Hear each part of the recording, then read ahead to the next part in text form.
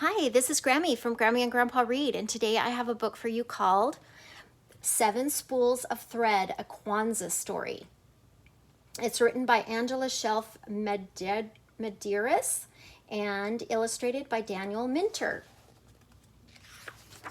I don't know that much about Kwanzaa, so I'm looking forward to learning more from this book. Okay. In a small African village in the country of Ghana, there lived an old man and his 7 sons. After the death of his wife, the old man became both father and mother to the boys, and the 7 brothers were handsome young men. Their skin was smooth and dark as the fine mahogany wood. Their limbs were straight and strong as warrior spears. But they were a disappointment to their father. From morning till night, the family's small home was filled with the sounds of the brothers quarreling. As soon as the sun brought forth a new day, the brothers began to argue. They argued all morning about who to tend the crops. They argued all afternoon about the weather. It's hot, said the middle son. No, a cool breeze is blowing, said the second son. They argued all evening about when to return home. It will soon be dark, the youngest said. Let's finish this row and begin anew tomorrow. No, it's too early to stop, called the third son. Can't you see the sun is setting, shouted the 6th son. And so it would continue until moon beamed down. The stars twinkled in the sky. At mealtime, the young men argued until the stew was cold and the fufu was hard. You gave him more than you gave me, whined the third son. I divided the food equally, said their father. I will starve with only this small portion on my plate, complained the youngest. If you don't want it, I'll eat it, said the oldest son. He grabbed a handful of the meat from the brother's plate. Stop being so greedy, said the youngest. And so it went on every night. It was often morning before the 7 brothers finished dinner. One sad day, the old man died and was buried. At the sunrise the next morning, the village chief called the brothers before him. Your father has left an inheritance, said the chief. The brothers whispered excitedly amongst themselves. I know father left me everything because I'm the oldest son, said the oldest. I know my father left me everything because I'm the youngest son, said the youngest. He left everything to me, said the middle son. I know I was his favorite. Eeh, said the second son. Everything is mine. The brothers began to shouting and shoving. Soon all the 7 were rolling around on the ground, hitting and kicking each other. Stop that this instant, the chief shouted. The brothers stopped fighting. They shook the dust off their clothes and sat before the chief, eyeing each other suspiciously. Your father has decreed that all of his property and possessions will be divided among you equally, said the chief. But first, by the time the moon rises tonight, you must learn how to make gold out of these spools of silk thread. If you do not, you will be turned out of your homes as beggars.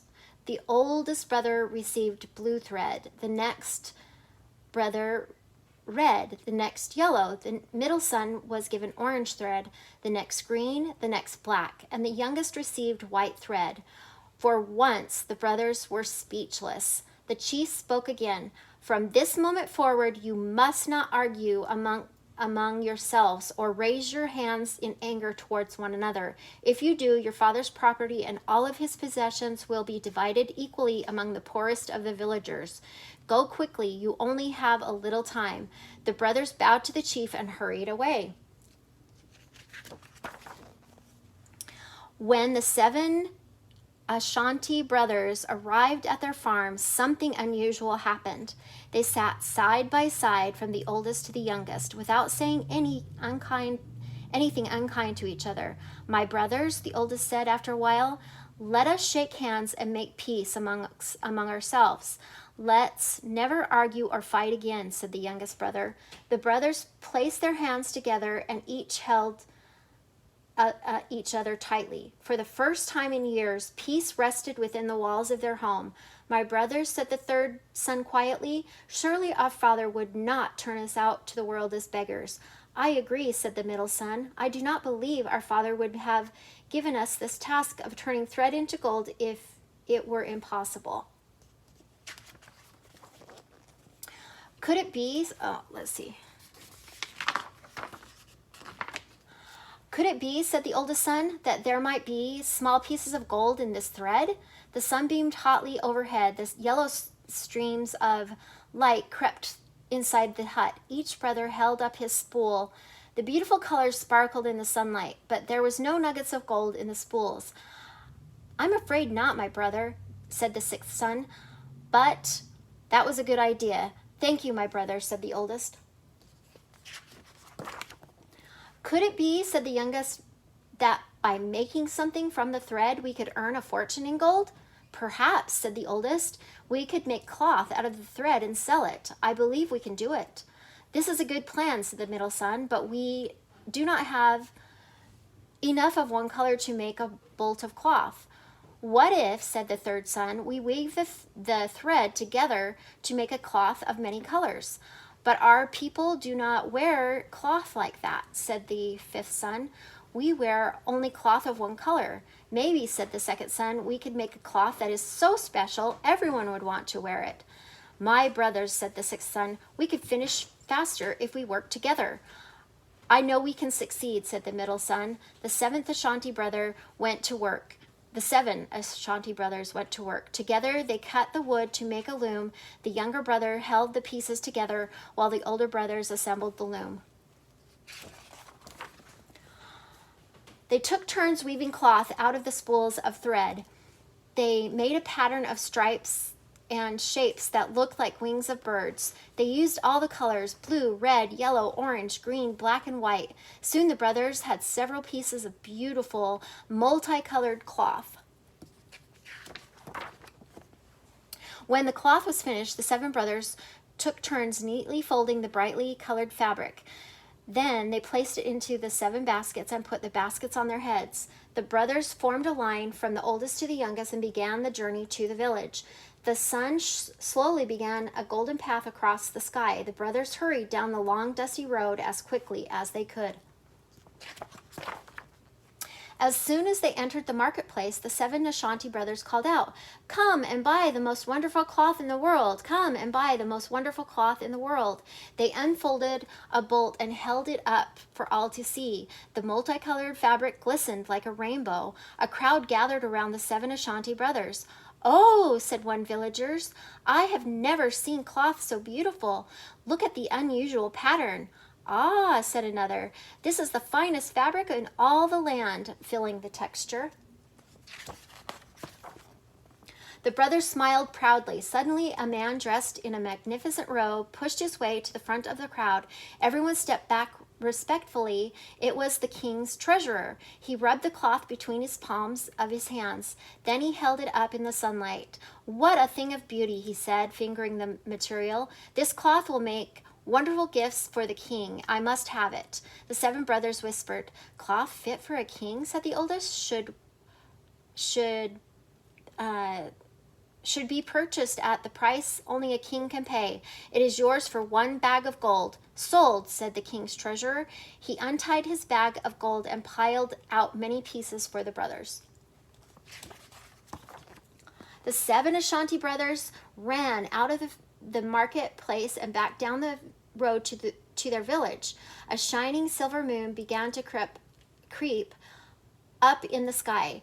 Panting and dripping with sweat, the brothers threw themselves before the chief's hut. "Oh, chief," said the oldest, "we have turned the thread into gold." And the chief came out of his hut and sat on a stool. The oldest brother poured the gold out onto the ground. "Have you argued or fought today?" asked the chief. "No, my chief," said the youngest. "We have been too busy working together to argue or fight." "Then you have learned the lesson your father sought to teach you. All you have to do now, all that he had is now yours." The older brother smiled happily, but the youngest son looked sad. "What about the poor people in the village?" he asked. "We received an inheritance, but what will they do?" "Perhaps," said the oldest, "we can teach them how to turn thread into gold." The chief smiled. "You have learned your lesson very well." The 7 Ashanti brothers taught their people carefully. The village became famous for their beautiful multicolored cloth, and the villagers prospered. From that day until the 7 Ashanti brothers have worked together farming the land, and they have worked peacefully in honor of their father. Weaving cloth, African style. The people of Ghana, West Africa, are famous for their woven cloth. The patterns vary from tribe to tribe. Kente, which is made of silken threads in a rainbow of colors, is one of the types of cloth that is woven in Ghana. In Ghana, men usually use small portable looms that they can carry from village to village. They trade the 4 to 6 inch strips of woven cloth for food or other supplies. Larger pieces of cloth are usually crafted by women.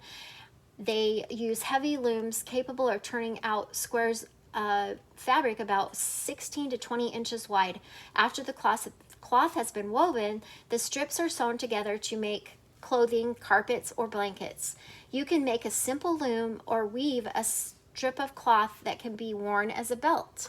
The things that you will need: 4 plastic straws, 1 skein of 4-ply worsted yarn, and scissors. And then it explains how to do it on those last 2 pages. I hope you enjoyed this book. I thought that it was great about how the brothers decided to work together and how they honored their father by not fighting anymore. I just wish the father would have seen them getting along first. So remember the story and try to get along with your siblings. I hope you like this story. Please subscribe to our channel.